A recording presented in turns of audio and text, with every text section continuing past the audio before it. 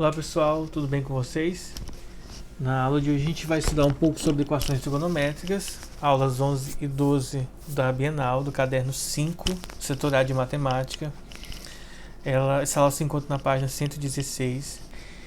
E antes da gente tomar esse estudo propriamente sobre as equações trigonométricas, eu quero fazer uma recapitulação sobre alguns conceitos importantes que a gente estudou antes dessas na aula 11 e 12. Bom, primeira coisa, a gente já estudou o círculo trigonométrico. A gente viu que o círculo trigonométrico está definido com 4 quadrantes e que, além disso, o eixo Y representa o seno para a trigonometria e que o eixo X representa o cosseno para a trigonometria. E aí a gente, fazendo o sistema de eixos, nós dividimos nosso círculo trigonométrico em 4 regiões ou 4 quadrantes.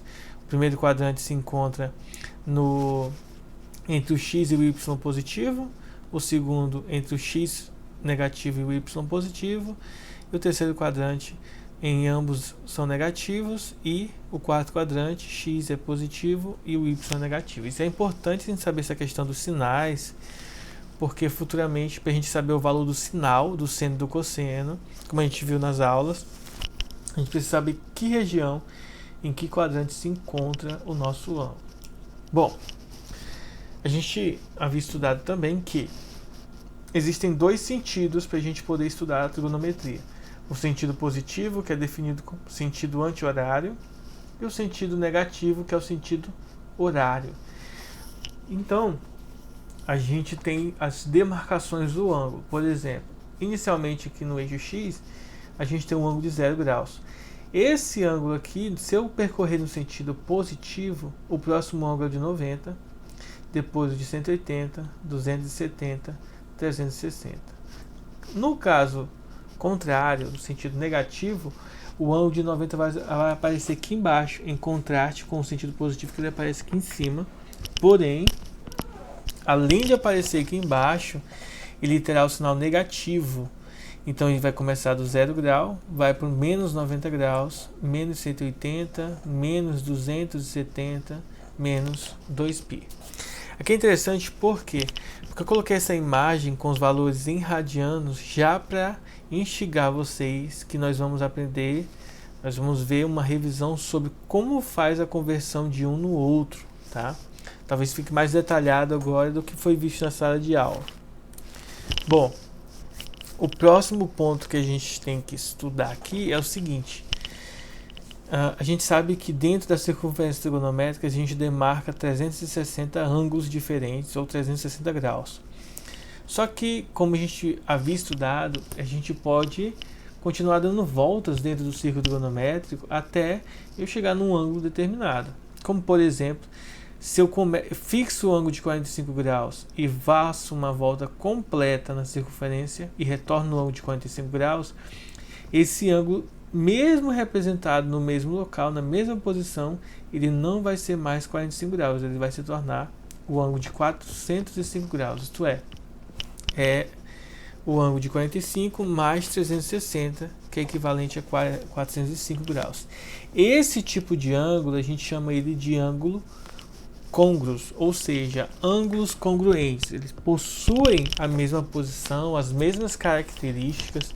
Depois a gente vai ver que eles têm o mesmo valor de seno, de cosseno, de tangente, porém, eles não são o mesmo valor, tá? Ele não é o mesmo ângulo. Eles têm as mesmas posições, as mesmas características, mas são ângulos diferentes. Vamos ver mais ou menos como isso aqui funciona. Imagina comigo o seguinte, deixa eu apagar esses negócios que eu fiz aqui. Bom, imagina que nós temos aqui o ângulo de 30 graus. Então, como foi visto, esse sentido aqui é o sentido positivo e esse sentido aqui é o sentido negativo. Aqui a gente precisa tentar o seguinte: se eu marco esse ângulozinho aqui, e eu digo que esse ângulo é 30 graus, e eu faço uma volta completa, esse ângulo, depois de uma volta, esse ângulo vai valer 390 graus. Por quê?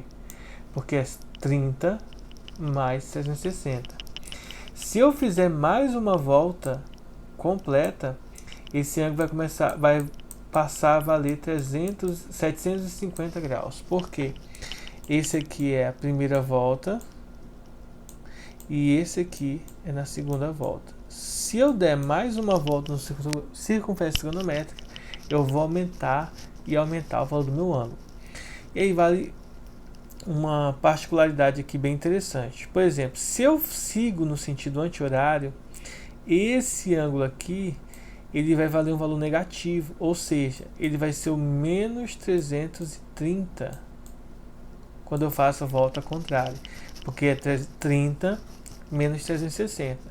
Se a gente fizer mais, ou melhor, menos uma volta aqui no sentido negativo, a gente vai encontrar então o próximo ângulo, que é o ângulo de menos 690, que é 330 mais, ou melhor, menos 330 menos 360. E aí, sucessivamente. Então a gente precisa entender que quanto mais voltas for dado no círculo trigonométrico, meus ângulos vão mudando de valor. Mas observem que existe então uma necessidade de nós entendermos que a gente pode representar ângulos de duas maneiras diferentes. Nós podemos representar na forma mais comum, que é o grau, para o nível médio, e para o nível superior a gente utiliza mais a notação de radiano. A notação de grau ela é interessante porque a gente se acostuma com ela, ela é mais utilizada no dia a dia. Já a notação de radiano ela é muito importante porque esse 2π aqui ele tem uma relação muito íntima com as funções, que é o que nós vamos ver no caderno seguinte. Então eu preciso saber converter um no outro. Mas a gente tem que lembrar o seguinte: o mais importante de todos esses que eu coloquei aqui nessa tabelinha é a gente saber que o ângulo de 180 graus ele é equivalente ao ângulo π em radianos. Ou seja, eu posso dizer que 180 ele é igual, ou com a palavra matemática mais bonitinha, que é o seguinte: 180 ele é equivalente a π. Aqui a gente tem que tomar o cuidado, porque nesse estudo o π não vai valer 3,14 como geralmente a gente usa ele, tá? É necessário que aqui você sempre use o próprio π, não é para substituir o 3,14.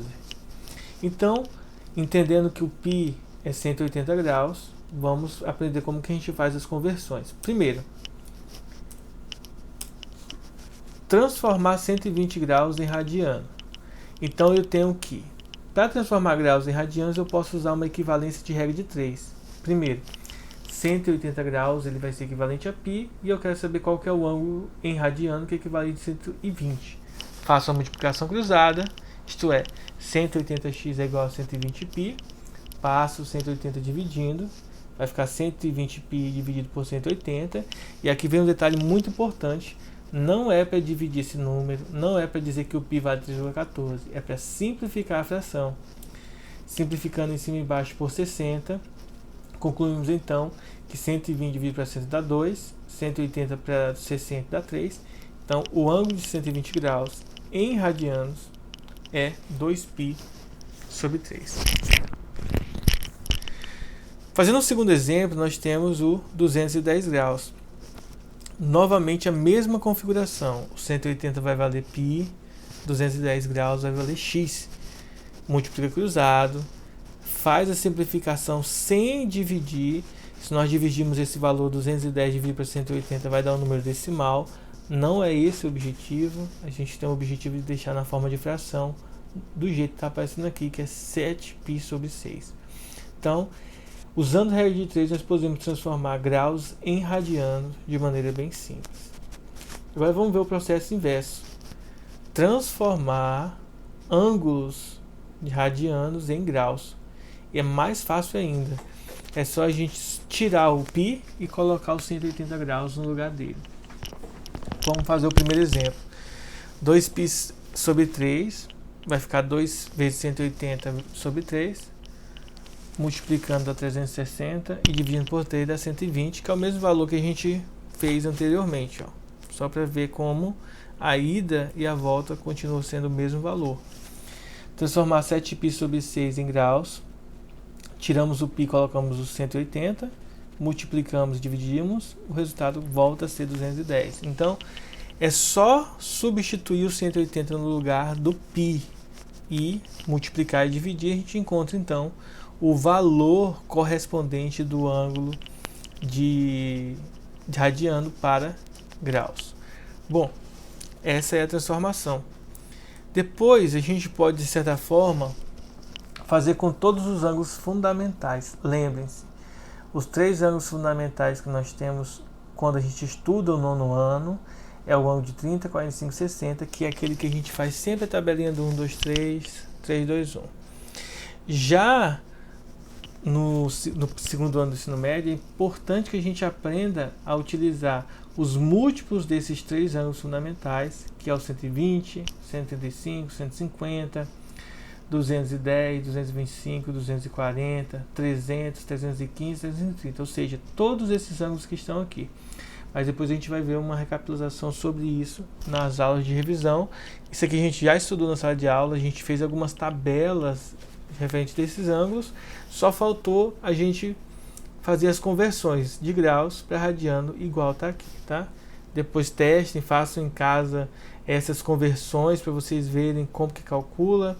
Lembre-se que você só aprende a fazer algo se fizer, e só vai ter dúvida quem tenta. Quem não tenta não vai ter dúvida nunca.